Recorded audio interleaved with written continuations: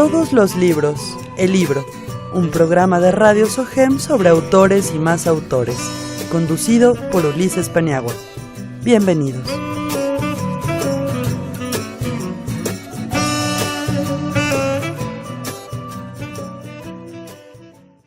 Hola, ¿qué tal, querido Radio Escucha? Mi nombre es Ulises Paniagua y envío hasta allí, donde quiera que estés, un abrazo de letras. Esta es una puerta sensorial hacia la literatura, un resquicio para que te permitas descansar entre libros, darte una tregua lejos de lo cotidiano.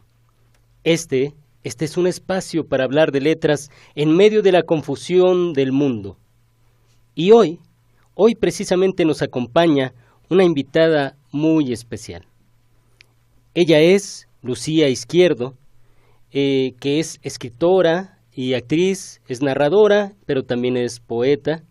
Estudió en la Universidad Autónoma de la Ciudad de México en la licenciatura de Creación Literaria. Lucía también ha impartido el taller de dramaturgia en el diplomado para mayablantes de la Universidad de Yucatán y ha sido publicada en varias antologías. En otras de sus actividades realizó una antología de poetas de San Lorenzo bajo el título Poetas de Reserva, con el sello de Editorial Fósforo y Conaculta. Actualmente trabaja en la Galería 665 y es docente de literatura en el Diplomado en Creación Literaria de Bellas Artes. Hola Lucía, ¿qué tal? ¿Cómo estás? Buenas tardes. Muy buenas tardes. Muchas gracias por invitarme el día de hoy. Es un placer tenerte aquí entre nosotros. Y bueno, parte de este programa, Todos los libros, El Libro, una sección está dedicada para que hablemos de tus escritores favoritos, o alguno de tus escritores o escritoras favoritos. Y quisiera pues preguntarte a quién nos quieres presentar el día de hoy. Mira, en realidad para mí hablar como de un escritor favorito es muy difícil, dependiendo como del género. Si me preguntas, en general, Shakespeare ha sido una influencia que he tenido durante toda mi vida, pero también está Samuel Beckett, está Edgar Keret, y bueno, yo sé que no es precisamente literatura, pero un autor, hablando como en la extensión de la palabra, está Michael Haneke en cine. Y todo esto tiene que ver con la violencia que estamos como habitando en la actualidad. Ok, en el caso, por ejemplo, de Samuel Beckett, yo sé que es un autor que has seguido mucho, ¿no? Muchísimo. Y tiene una obra pues muy interesante, ¿no? Una trilogía por ahí que es fascinante. De novela tiene una trilogía, tiene una película que codirigió con Alan Schneider, poesía, narrativa, pero sobre todo teatro, ¿no? Sí, es todo un personaje, ¿no? Samuel Beckett, que además fue secretario particular de James Joyce, ¿no? Y también irlandés, ambos irlandeses, si no estoy equivocado. Y bueno, pues a ver, cuéntanos, o sea, nosotros conocemos un poco de Samuel Beckett, pero para todos aquellos escritores que no estén familiarizados o radioescuchas que no estén familiarizados con su nombre, ¿qué nos puedes contar acerca de Samuel Beckett? Pues mira, de entrada yo cuando lo conocí, lo primero que supe de Samuel Beckett fue la epígrafe, no es la epígrafe, en realidad es el cierre de la novela El Inmortal, en donde dice la última parte, I can't go on, you must go on, I'll go on. Y yo he de haber tenido como 8 años y decidí en ese momento que ese iba a ser mi epitafio. Entonces, pues a mí me parece como un sujeto muy obsesivo en varios sentidos. Era muy depresivo, caminaba de noche por París porque pues padecía insomnio. Y te estoy hablando como del sujeto en sí. Todos los textos que él escribía tenían una relación como de desnudar la realidad en la que habitamos, o habitamos, y mostrar la animalidad y todas esas patologías bestiales que tenemos constantemente, ¿no? También tiene un bonito premio Nobel por ahí. Además, ¿no? Muchos decían, de hecho, que se le había dado a Samuel Beckett el premio Nobel, ya que no se le había dado a Joyce, pero creo que es un poco como no hacerle justicia a lo que hacía. Sí, yo creo que son dos escritores muy diferentes, ¿no? De hecho, Samuel Beckett postula su teoría de la despalabra, lo llama. O sea, él empieza escribiendo un teatro como exponiendo esto que comentaba, pero también con utilizaba el lenguaje de una manera muy precisa. y poco a poco empieza a hacer que el lenguaje se desborde hasta perder el sentido. Si revisas una obra que se llama Play, por ejemplo, descubres que el mismo Samuel Beckett lo que trata de evidenciar es que todo lo que decimos va perdiendo sentido y puede llegar a no tener, ¿no? A no tenerlo. Y después empieza a experimentar con film, por ejemplo, y con actos sin palabras 1 y 2, para mostrar que se puede decir más sin palabras. Que de hecho la despalabra, como la llama Samuel Beckett, dice más que todo lo que yo pueda comentarte. Claro, en ese sentido es este tipo de artistas contemporáneos, ¿no? Ayer leía, la verdad olvido la referencia, debería saber, no recuerdo qué teórico, hablaba de que el arte en el futuro, en 1960 él decía que el arte en el futuro ya no iba a referirse tanto o sea, el artista no iba a ser exclusivo de la literatura o del cine, sino que iba a ser multidisciplinario, ¿no?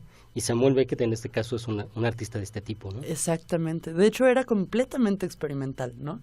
Te hablaba de film, en donde vemos un Buster Keaton en absoluta decadencia, y originalmente no iba a ser Buster Keaton quien estuviera ahí, pero lo que hace Samuel Beckett ahí es llegar como a la cumbre de esta postura de la despalabra, tratando de escapar a Joyce, ¿no? Como en su momento Shakespeare trataba de escapar a Marlowe y escribe un Titus Andronicus que es muchísimo más fuerte y sanguinaria que el Barrabás de Marlowe, ¿no? Entonces, sí creo que no solo es que sea un nihilista experimental, sino era alguien que tenía los suficientes fundamentos desde la filosofía, desde la literatura, desde la observación. Era un gran observador de su entorno, como para poder hacer una crítica profunda de su postura, ¿no? Pesimista sobre todo. Por ejemplo, está en la trilogía, ¿no? Que la conforman Molloy, si no mal recuerdo, Marlon se muere. Malloy, ¿no? Malón se muere, y el inmortal, ¿no? Así es. Molloy es la historia, en cierta forma, como de estos, es como un vagabundo, ¿no? Son como vagabundos, seres errantes, ¿no? Dentro de hecho, antes de eso, antes de esas novelas, hay un cuento por ahí que tiene Beckett, que si no me equivoco, se llama In the End, o To the End, es To the End. Y es justo cuando, de ahí surge toda la idea de la trilogía, porque lleva a un sujeto desde que está en un hospital, sabe que está moribundo, pero finalmente pues le dicen que ya le van a dar el alta, entonces sale del hospital, pide por favor que le permitan permanecer ahí hasta que pase la lluvia. Pues una vez pasa la lluvia empiezan así como, por favor señor, necesitamos que se retire. Y es todo la peripecia que va viviendo este sujeto. Pasa por un barco, pasa por una cueva y se va encontrando gente. Y en realidad de lo que te das cuenta como lector es que fue teniendo oportunidades y él solo estaba buscando su muerte, ¿no? Estaba esperando su muerte. Entonces es algo bien interesante porque el mismo Beckett reflexiona ahí cómo muchas veces dejamos ir oportunidades porque tenemos la mira fija en una postura pesimista o en algo que esperamos advenir, y todo lo demás que se nos va cruzando pues nos pasa de largo. Claro, ahora hablando de eso, Samuel Beckett tiene una obra de teatro pues famosísima, ¿no? Que ha circulado por todo el mundo prácticamente, ¿no? Esperando a Godot. Es por la que le dieron el Nobel en el 69. Que tiene que ver con esto que tú comentas, ¿no? Así lo es. Que siempre estamos esperando, ¿no? Así es. Que ahí está bien padre porque de hecho en Esperando a Godot fue enigmático. Todo el mundo trata de darle sentido al sinsentido que es la vida, ¿no? Y le preguntaban a Beckett que si Godot era Dios, si Godot era la esperanza, ¿qué era Godot? Y entonces Beckett respondía, Godot es lo que tú quieras que sea, ¿no? Pero es aquello que siempre estamos esperando. Claro. Que hay una obra que acabo de ver de Albert Camus, ¿no? Que se llama El malentendido, donde también al final aparece una idea de Dios, ¿no? Así es. Que es un sirviente que anda por ahí merodeando en las habitaciones y de pronto al final el personaje principal, una mujer, si no me recuerdo, dice, Dios, ayúdame, ¿no? Y entonces el sirviente, que no habla en toda la obra, dice, ¿me llamaste? Y le dice, ¿qué puedes hacer por mí? ¿No? Ayúdame.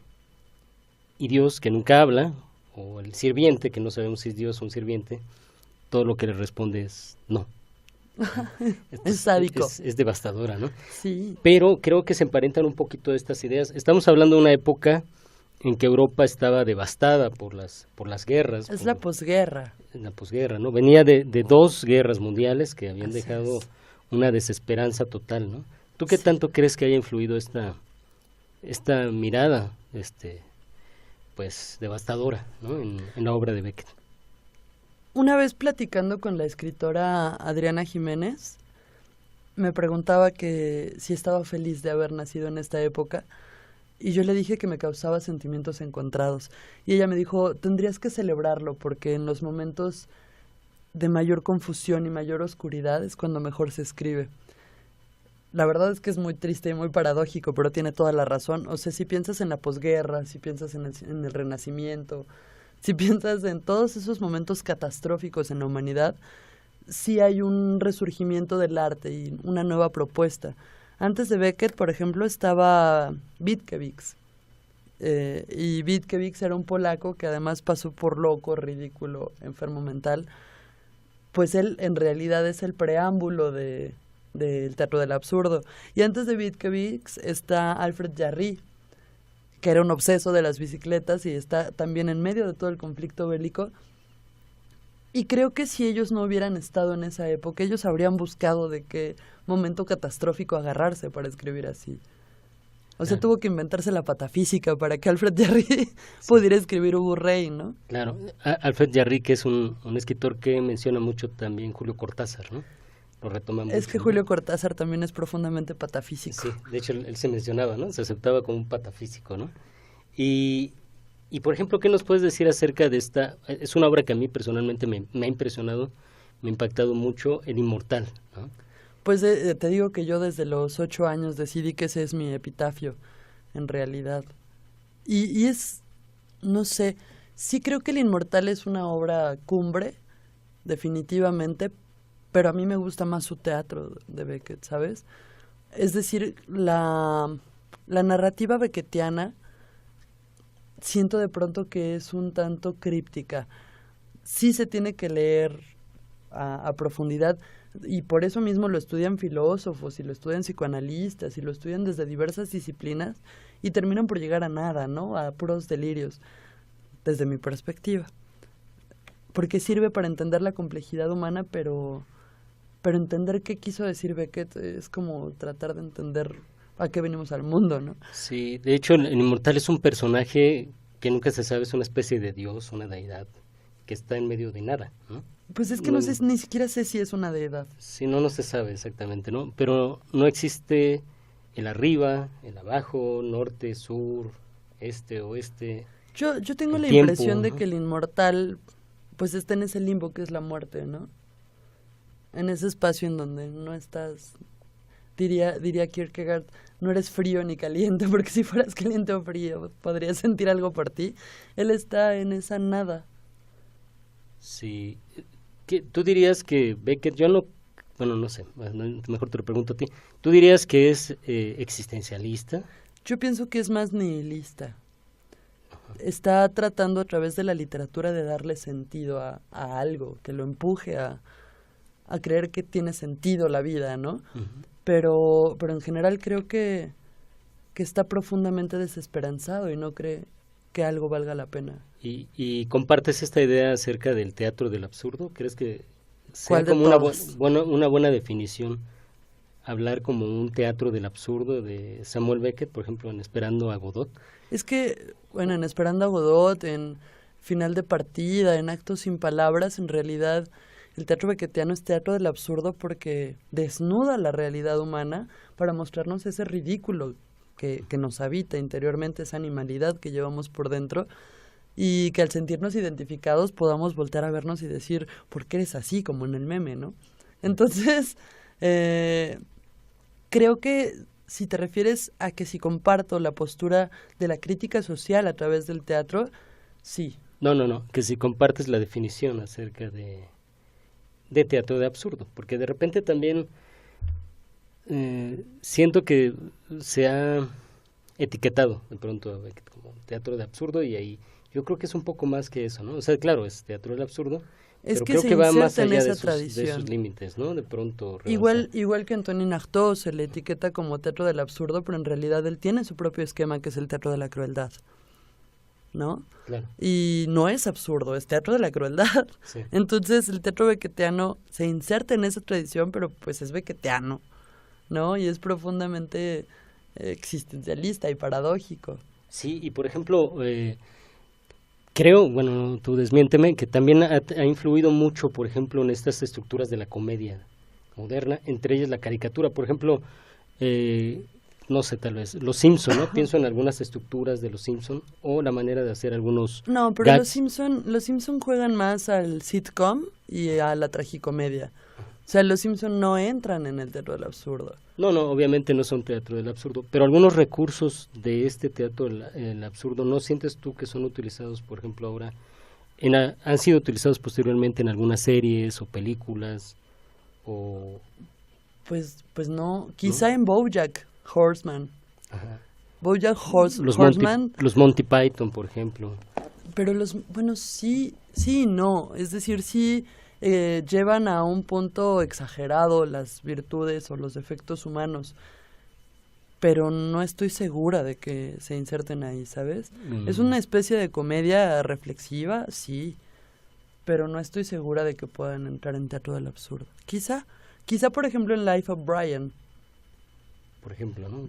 O sea, no lo sé, ¿no? Digo, a lo mejor tal vez una derivación, porque supongo que para escribir esta comedia estos escritores también tuvieron que haber sido influidos por algo, por Claro. alguien, ¿no? Digo, no sé, habría que buscar sus influencias, pero yo le encuentro cierto parecido, pero tal vez una idea muy personal. Claro, es más profundo, ¿no? Es mucho que es más distinto, profundo, sí.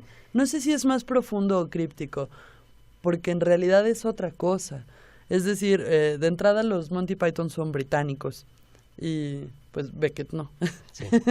Entonces el humor británico tiene ciertas particularidades y los Monty Python también hacen crítica social desde su trinchera artística y tiene que ver también con la reflexión de quiénes somos los seres humanos y por qué somos como somos. Pero ellos le apuestan a otro tipo de gags, le apuestan a otro tipo de comedia y en realidad creo que Beckett ni siquiera quería hacerse el chistoso, ¿sabes? Sí, no creo que fuera una comedia fácil. Ni creo que fuera comedia. Ese es un buen punto de Era vista, una ¿no? Que pieza. habría que investigar porque pasa, ¿no? Por ejemplo, a mí me asombró mucho de pronto descubrir cuando Kafka le leía sus novelas a sus amigos y se reía. Él mismo se reía de los pasajes de la novela.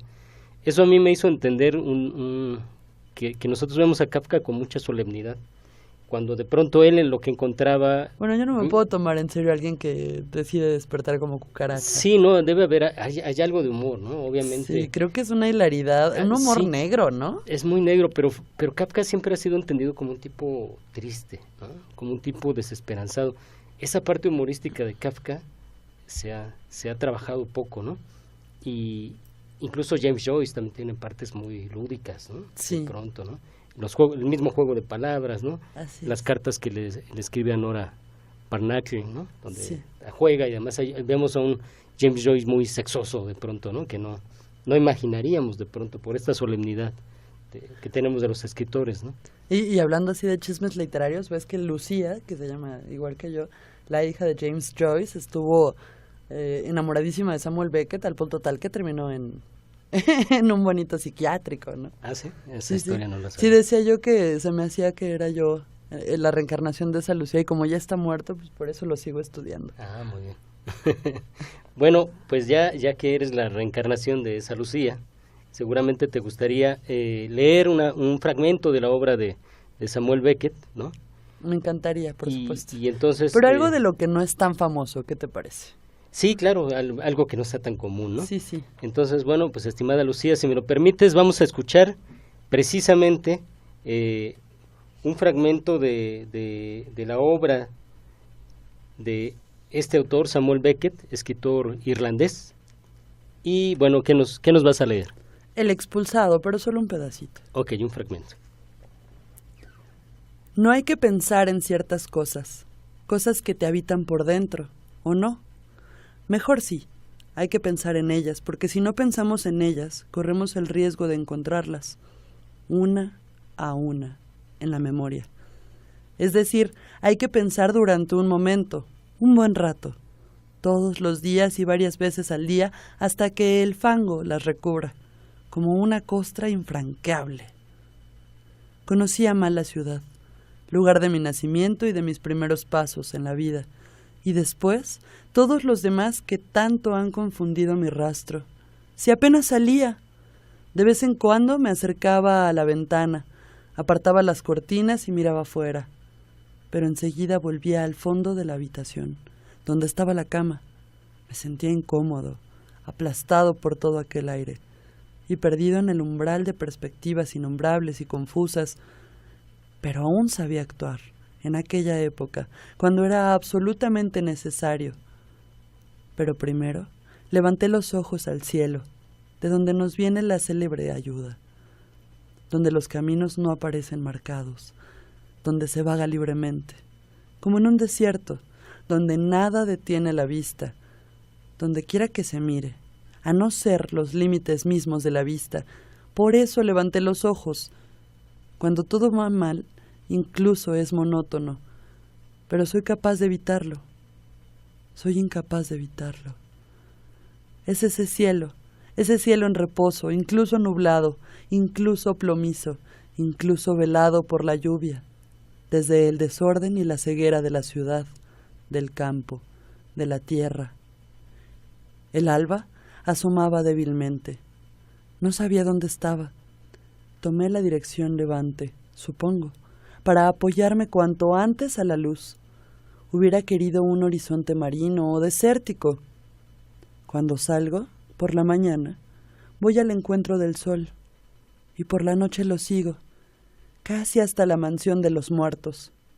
No sé por qué he contado esta historia. Igual podía haber contado otra. Por mi vida, veréis cómo se parecen.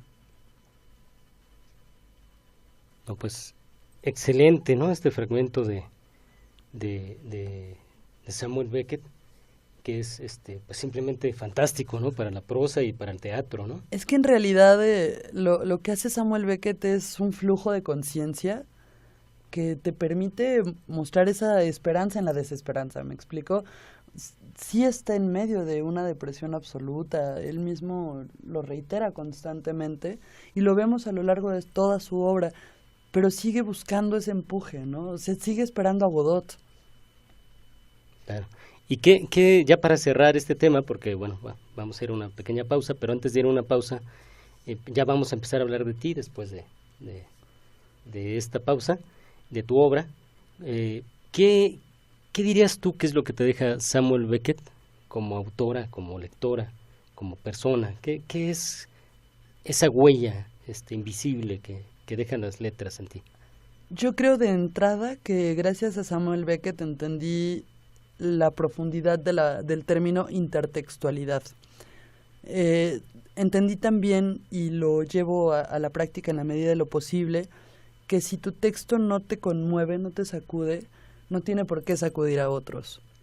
Y esa necesidad de tratar de entender los temas que a mí me preocupan, llevados a la literatura, y a veces descubrir que el público puede darte las respuestas que tú no encuentras.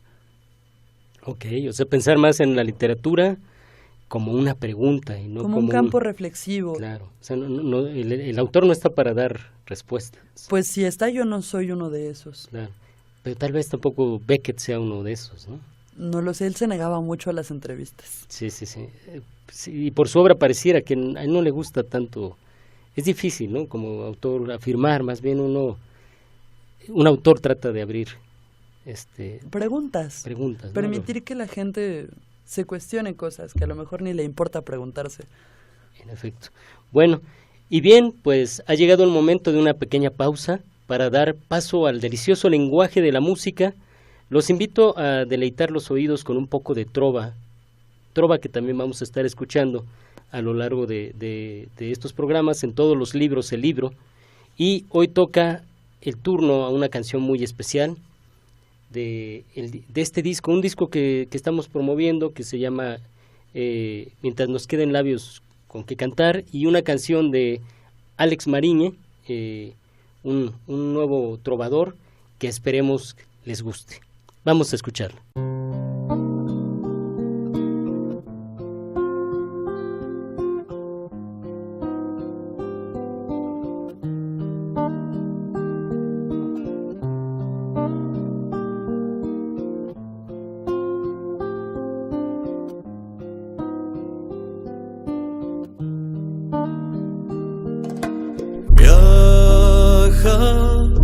Con una guitarra, carga en su espalda una canción. Lleva en su pensamiento el deseo de alegrar un corazón. Busca enamorar a una princesa, entrar en su castillo y cantar. Sueña con perderse la belleza de la dueña de su torpe ilusión. Ella no lo puede ver, no lo puede conocer.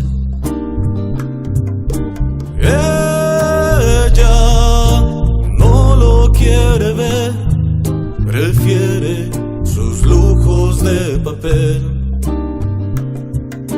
Ella se aloja en otro mundo donde él no tiene un lugar. Él es un hombre invisible que guardó en su guitarra una canción.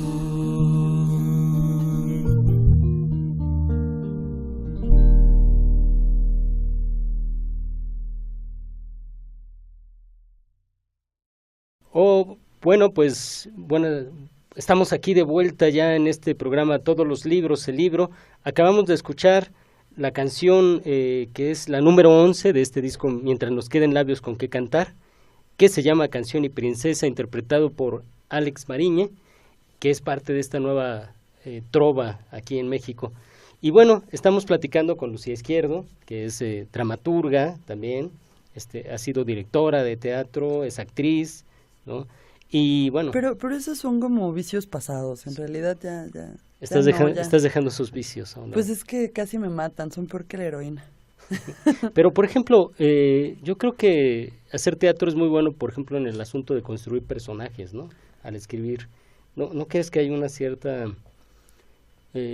cómo decirlo? Hay un poco de ayuda si descubriste esta manera de hacer personajes a través de la actuación? Incluso ahora, cuando escribo personajes, sí creo que parto de una cuestión como física y características que aprendí desde la actuación, pero no creo ser exclusiva de eso. O sea, no creo ser la única que parte de ciertas cuestiones de carácter del personaje para dar como redondez a mis textos. Claro. Cuando escribes poesía, es una pregunta un poco difícil, yo sé que es un poco cerrada, pero ¿partes de tu propia voz o partes de dónde crees que llega esta voz, ¿no? Esta voz que en cada poema tiene su voz, cada libro tiene su voz, o cómo es este asunto de escribir poesía para Lucía Izquierdo. Yo parto de la víscera y de la angustia, pero también parto de la imagen. Regularmente, cuando escribo poesía es a partir de una imagen que tengo y que me retuerce la tripa. Okay. ¿Y piensas en la poesía como algo, sí crees en un poema como un texto que debe transmitir un cierto mensaje, no un discurso, sino un mensaje, tener un sentido, o piensas más en este método un poco más irracional de ir siguiendo lo que dicta el inconsciente? No, la verdad es que eso de lo que dicta el inconsciente a mí me causa mucha risa, porque pues siempre hay un flujo de conciencia mientras estás escribiendo. Por aquello que te decía, que uno intenta a toda costa dar sentido al sinsentido que es esta vida, pero yo parto de una emoción. Es decir, para mí si un poema no me transmite una emoción, no sirve. de mis textos, ¿no? Hay unos que los puedo leer y digo, oye, qué maravillosas figuras retóricas y qué maravillosa construcción poética, pero con mi poesía me centro mucho en la imagen, en el ritmo y en la víscera, que conmuevan algo. Así es. Y esta, bueno, a mí me consta, ¿no? Y este libro, que es tu primer libro que has publicado sobre poesía, ya casi se está llama el segundo. Universo, ya a punto de sacar el segundo. Sí, sí. Universo, que está publicado por la editorial Fridaura. Así es. Cuéntanos un poco, antes de leer algunos poemas, ¿de dónde viene este universo? ¿Qué lo conforma? Universo es un Big Bang emotivo. Empecé a escribirlo en 2014, en donde mi vida dio un giro de 180 grados. No fueron 360 porque no acabé en la misma posición, pero del otro lado. Terminé azotada boca abajo, viendo el pavimento con la mandíbula, de hecho. Y la verdad es que además siempre admiré mucho a Cricri. Entonces Cricri, además de ser un gran compositor, era astrónomo. Y me daba mucha risa porque cuando empiezo a hacer estudios de astronomía, pues no faltó quien me dijera que si le hacía su carta astral, ¿no? Y la verdad es que no sabía yo ni qué decirles y pues me empecé a inventar ahí payasadas. Y para poderme inventar payasadas, pues empecé a investigar constelaciones desde otra perspectiva, en tanto simbolismos, en tanto qué implicaciones energéticas tienen y demás. O sea, si vamos a hacer una payasada, vamos a hacerla bien, ¿no? Y empiezo a ponerle personalidad a las estrellas y a las constelaciones. Y pues la primera que salió fue la Gran Gigante Azul, que fue una persona como muy importante y tenía toda la caracterización de una estrella que explota y es una supergigante azul. Entonces, todo surge de la payasada y de no saber qué hacer con todas esas emociones que me estaban rebasando en ese momento. Cuando me di cuenta, pues ya tenía alrededor de 40 páginas, 50, 45, no llegaba a las 50. Y pues empecé a tallerearlas.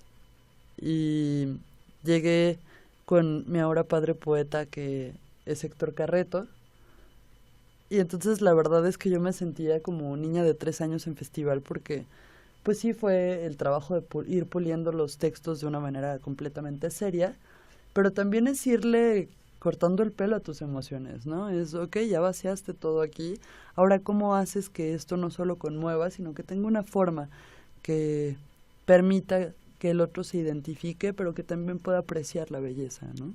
Claro. No, pues nos gustaría escuchar un poco de estos poemas de Universo.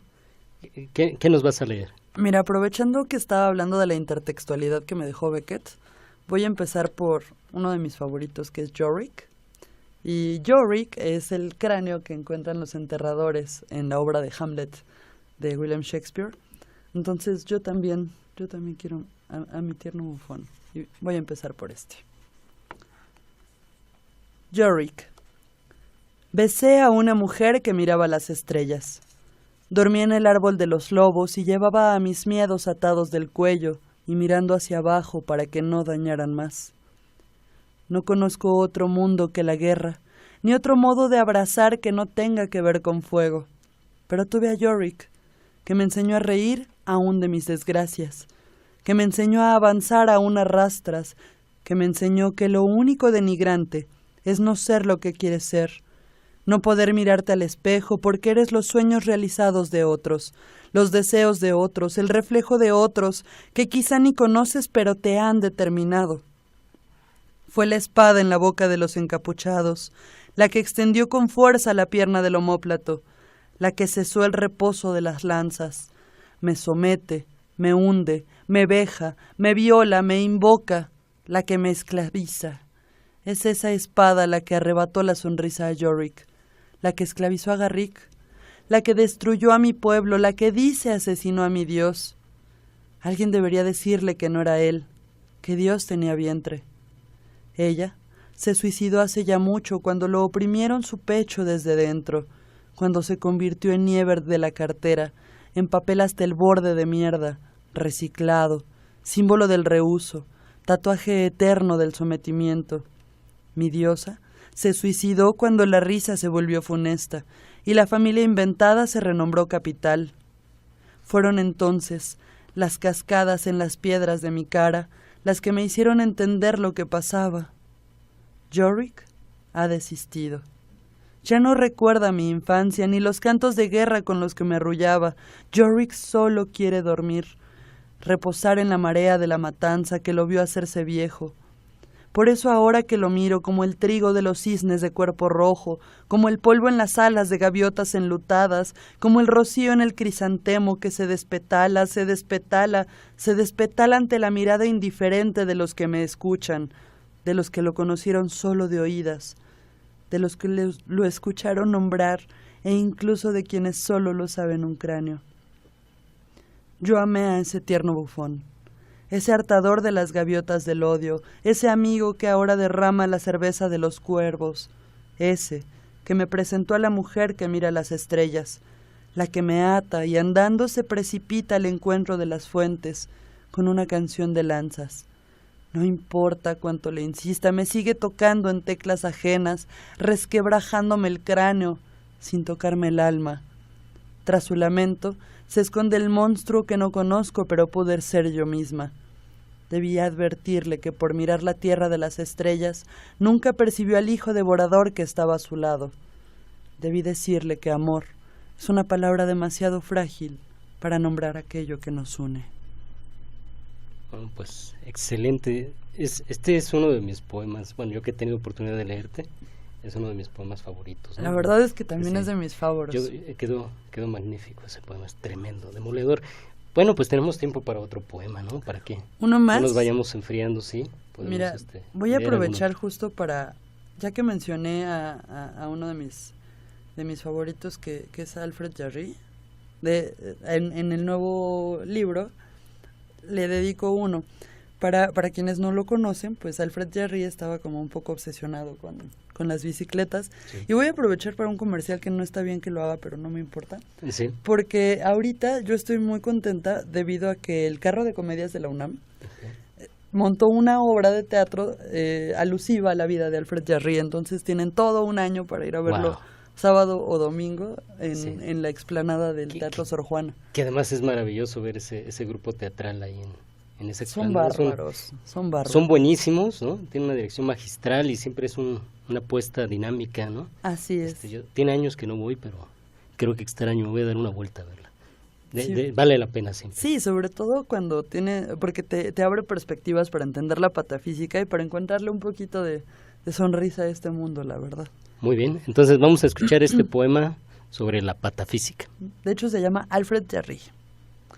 Con orgullo portó húmeda ceniza, sombrero de césped, merecía un frac, ceñido a los sueños que nunca tuvo, que nunca quiso tener, que no quiere tener, que no tendrá, que no lo detendrán. No volverá a pisar ese sombrero, no volverá a pisar, no volverá a andar en bicicleta, se acabó la patafísica. Probablemente hoy sea viernes, y todos los viernes son 13. Alfred no montará más su bicicleta de 3 ruedas. Alfred descansa, evoca a Ubu. Rueda en su mente aquel sombrero y todo lo grotesco que puede haber en el mundo. Rueda, rodará la rodaja de su sombrero, cargada de absenta, llena de soluciones imaginarias y totalmente deshabitadas de sentido. Al menos, declaran, lleva un mondadientes. Maravilloso texto, en mi opinión, entre poesía y casi una ficción, ¿no? Pues es que pretendía ser como un texto patafísico, claro, entonces. En el sentido de estos, como me recuerdo los cronopios y famas va hacia allá un ¿no? poco, sí. Bellísimo. Bueno, pues es tiempo de una segunda pausa, si me lo permites, para dar paso a la trova contemporánea, aquí en Todos los Libros, el libro, y vamos a escuchar la canción número 7 de este disco, Mientras nos queden labios con qué cantar. Es una canción brillante del compositor Miguel Ábrica, que les aconsejo escuchar porque es una canción verdaderamente muy conmovedora, en voz de un gran cantante también, un cantautor mexicano que se llama Alex Mariñe, y bueno, esto es Pantano.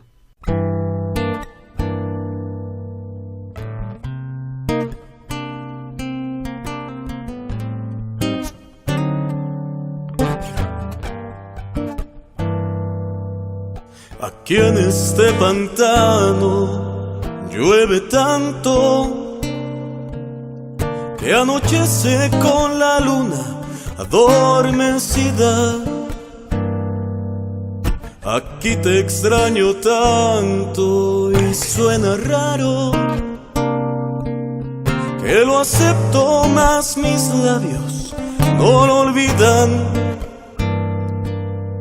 Me desangro por las noches y los días, por las calles, por su mar de alcantarillas.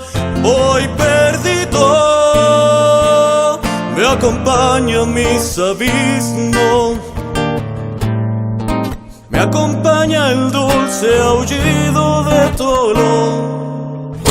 Debí haberme marchado hace tiempo y apretarme las agallas y el lamento.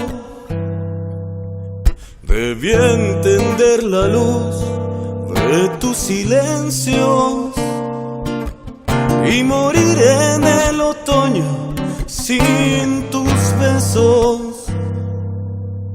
Yo volé cuando impregnabas tu poesía. Yo me vi creciendo al pie de tu sonrisa. Voy perdido, me acompañan mis abismos, me acompaña el cruel silencio de tu voz. Las hojas de tu ausencia crujen tanto que despiertan los demonios de mi vida. Aquí la hoguera pesa y se hace canto, las cenizas van sanando las heridas. Me desangro sobre el mar de alcantarilla por soñar crecer al pie de tu poesía. Voy herido, voy buscando mis caminos, voy buscando deshacerme del dolor. Aquí en este pantano llueve tanto y la luna ya no puede cobijar.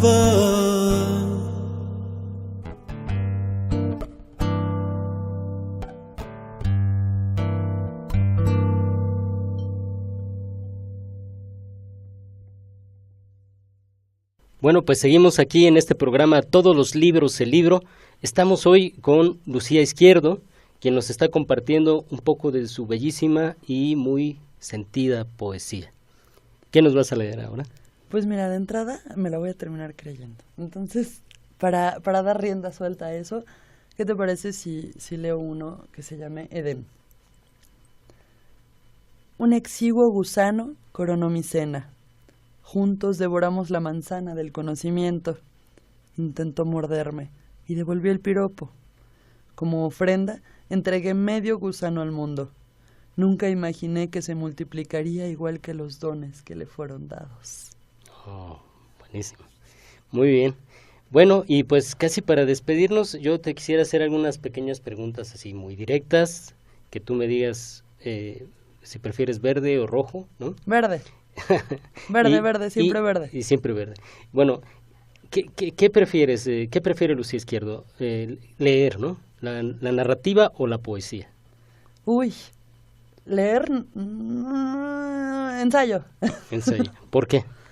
Porque me permite distanciarme un poco del ritmo de la poesía y de la narrativa y al mismo tiempo cuestionarme cosas de las que me gustaría experimentar desde la literatura. Claro, como tal. Es lo que decía Cortázar, ¿no? Decía, yo cuando escribo poesía leo ensayo, ¿no? Ajá. Y cuando escribo narrativa leo poesía, ¿no? Es que sí es vinculativo. Sí. ¿Qué prefieres, la literatura clásica o la contemporánea? La literatura en general. Sí. ¿Allan Poe o Raymond Carver? Ay, no, qué preguntas horribles haces. Depende de qué esté escribiendo. Ajá. Si estoy escribiendo algo con línea esperanzadora, prefiero leer a Poe. Y si estoy escribiendo algo completamente trágico, prefiero leer a Carver. ¿Octavio Paz o Efraín Huerta? Jamás a Octavio Paz, siempre Huerta. Ok. Y si es Efraín, mejor. Pues bien, no sé, bueno, no sé si quieras compartirnos para todos aquellos radioescuchas y interesados en tu obra, en contactarte, ¿en dónde te pueden encontrar? Pues mira, por lo pronto en redes sociales, mi nombre es Clementine Artaud Beckett. Y también me encuentran en Twitter como Lucifer Izquierd y en Instagram como Clementine Artaud. Y también me encuentran en la Galería 665, así con letra. Y ahí estamos, de hecho, haciendo curaduría, armando talleres y estamos sacando nuevos proyectos en donde probablemente podremos encontrarnos más adelante. Claro, sí. De hecho, ahí vas a promover algunas actividades. ¿Es en la colonia San Rafael? Así es, en Manuel María Contreras, número 66. Entonces, lo que viene de Lucía es un poco esa promoción de actividades culturales y también un segundo libro, ¿no? Por supuesto, por favor. ¿Ya sabes cómo se va a llamar? En eso estoy. Sí, ya tengo el título, pero no lo quiero quemar hasta que ya esté impreso. Excelente. Bueno, ¿algo más que quieras agregar? ¿Un saludo que quieras mandar? Bueno, de entrada yo quiero darte las gracias porque soy la presunta madrina de este programa y la verdad es todo un orgullo y un placer compartir este espacio con mi buen compadre. Y pues nada, la verdad es que agradezco a todos aquellos que escriban mucho, porque ya tenemos suficientes cosas horribles e irreflexivas en este planeta como para ser parte de ello. Sí, y bueno, yo quisiera aprovechar ahora que estás para mandar un saludo a un amigo que se llama Marco Escutia, que está pasando un momento muy complicado también, porque, bueno, no vamos a hablar mucho de eso, pero en su vida, ¿no? Y tiene todo mi amor en el mundo. Y pues queremos mandar un saludo afectuoso, porque sabemos que es necesario respaldarlo, ¿no? Moral y afectivamente por aquello que está pasando. Pues bien, eso ha sido todo en tu programa, todos los libros, el libro. Tu amigo Ulises Paniagua te recuerda que nos escuchamos la próxima semana a la misma hora, aquí en SOGEM, para seguir conversando acerca de literatura, de autores y más autores. Y recuerda que, como dijo Borges, de todos los instrumentos del hombre, el más asombroso es, sin duda, el libro, porque los demás son extensiones de su cuerpo, pero el libro es otra cosa. El libro es una extensión de la memoria y la imaginación. Hasta la próxima.